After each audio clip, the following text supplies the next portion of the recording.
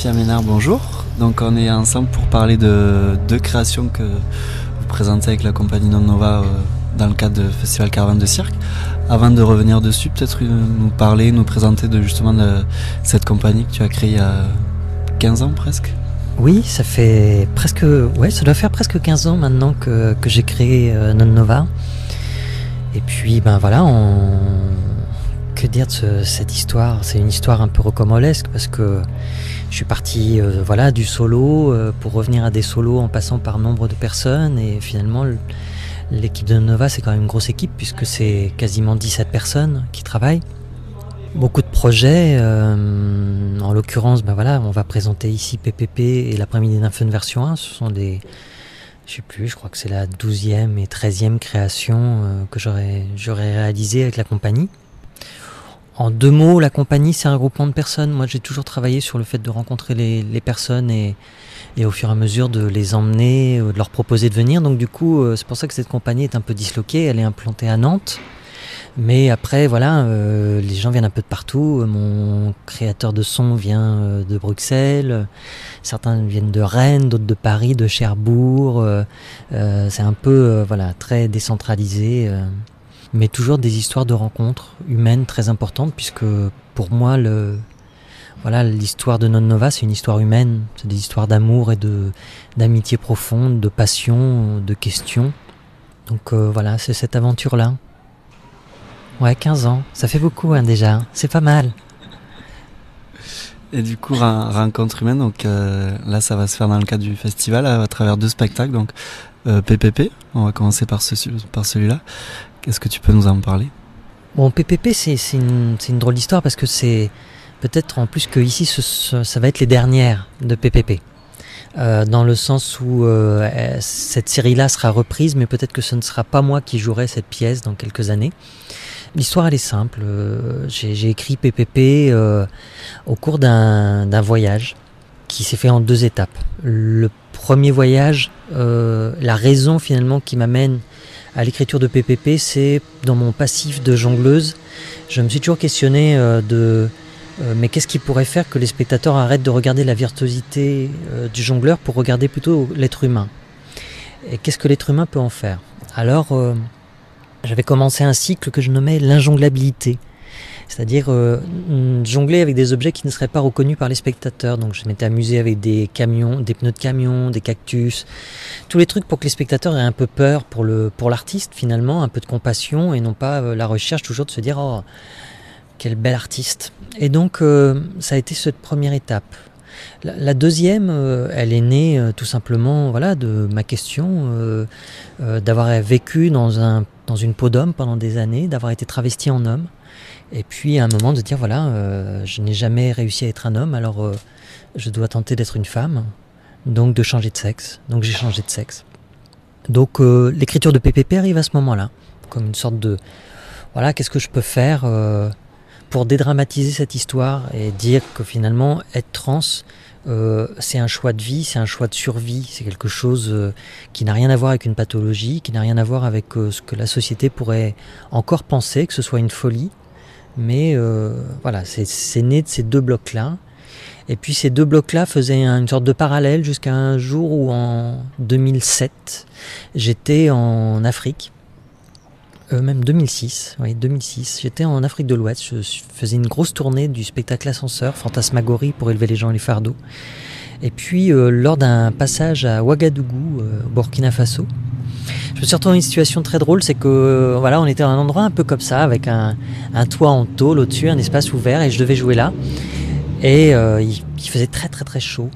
Le sol était en béton et j'avais demandé au directeur du centre culturel Albert Camus s'il y avait une possibilité de refroidir un peu l'espace. Et puis il m'a dit, nous on a une solution un peu locale, c'est on met des ventilateurs avec des gros blocs de glace, puis ça fera un peu d'air frais. Et c'est vrai que j'ai joué comme ça, et pendant tout ce spectacle-là, je voyais ces blocs de glace qui fondaient, sauf que ça faisait pas de froid, mais je voyais ces blocs de glace se transformer. Et finalement, ça a été le déclic de dire, c'est ça l'objet que je cherche, la matière glace, celle qui se transforme, celle qu'on regarde avec passion et beauté, et en même temps celle qu'on n'a pas envie de toucher. Et qui quelque part rendait pour moi la question très simple de dire, mais nous les personnes trans, nous sommes la glace. Nous sommes ces personnes qui attirons le regard par curiosité, par désir, et en même temps, on est celles que nous redoutons, les personnes qu'on n'a pas envie d'approcher ou qu'on a peur en se disant « mais quelle drôle de personne ». Donc ce côté attraction-répulsion a été le fer de lance de la réflexion de PPP. Donc PPP, voilà, c'est né de ces 3 étapes jusqu'à sa création en janvier 2008 aux Subsistances de Lyon. Et donc tu disais que ça va être les dernières, tu l'as beaucoup joué ce spectacle ? Alors oui, je l'ai joué énormément par rapport à un spectacle, voilà, avec de la glace, un spectacle dangereux. Puisque j'en suis, je crois, entre 120 et 140 représentations, sachant qu'il faut fabriquer la glace à chaque fois, qu'il y a 5 jours de fabrication de glace pour une représentation, que c'est un dispositif très lourd, que le spectacle est cher, que du coup, pour un spectacle qui n'est quand même pas dans la légèreté et des catégories qui pourraient être attendues facilement dans les lieux, avec des propos faciles, j'estime que oui, elle a beaucoup joué. Elle a aussi beaucoup joué, notamment à l'étranger. C'est aussi pour nous un très grand